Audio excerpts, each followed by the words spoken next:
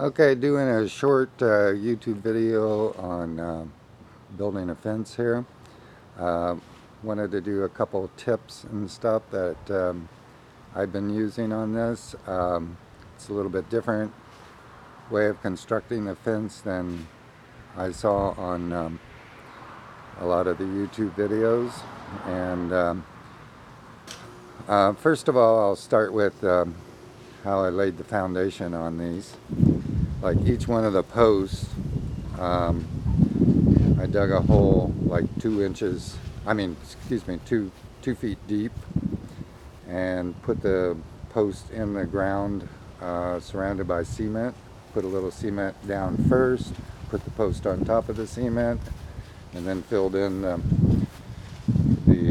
around the post with rest of concrete. Keep the wood away from the termites and the dirt. And one of the things I decided to do is put this concrete trimming for this fence. If you were doing a long fence, it would be pretty hard to, it's definitely extra work, but I didn't want to have grass growing up underneath my fence, and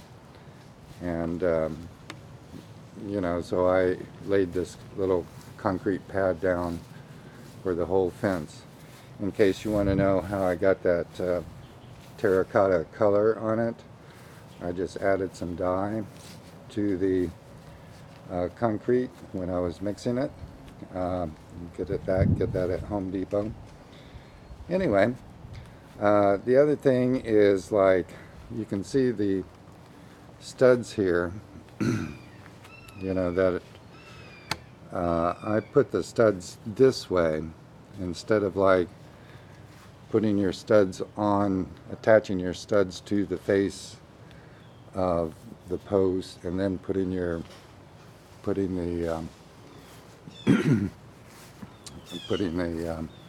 boards on that. I saw that being done different ways, and the reason I did that is these studs,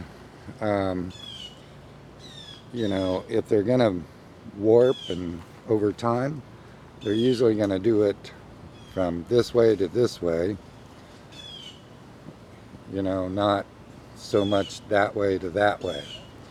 So I think that this is going to keep the fence a lot straighter. You can see that I have like a really nice straight fence here.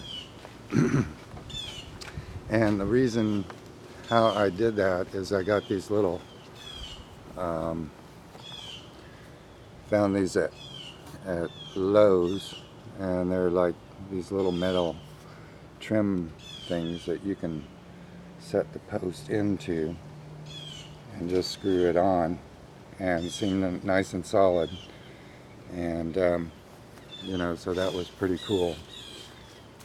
Yeah, so those are just a couple of tips that I'm using to make this fence last a long time and not get this kind of product, which is my neighbor's fence that is going to have to be tore down. This is his old fence, and you can see how all the posts have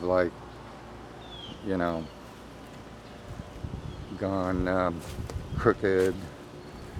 All of these slats and stuff like that have